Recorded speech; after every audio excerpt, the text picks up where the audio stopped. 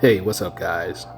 So I've had the DJI Neo and the Goggles N3 plus the motion controller for about 3 weeks, and I cannot get enough of flying an FPV. So I'm out at the park today doing a short overwater flight and teaching my wife how to fly. So it's probably not the best idea to fly over water or in and around snow, so you do so at your own risk.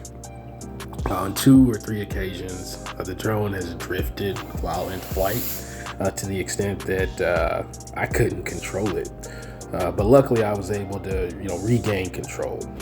I believe those are referred to as flyaways. Now, I'm not sure if they were caused by some sort of interference or flying it over water or snow caused the issues with the GPS. Anyway, like I say, I was fortunate to be able to regain control. I really do enjoy flying FPV with the motion controller.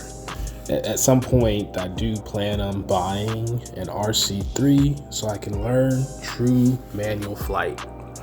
Now, while we were out at the park today, I let my wife fly it with the motion controller, and it only took her all of 30 seconds to get a feel for the controls, and she enjoyed flying it. So with that said, I might be able to buy the Avata 2 a lot sooner than I thought. I'll justify it by giving the DJI Neo to the wife, and yeah, I'll have some fun with the Avata 2.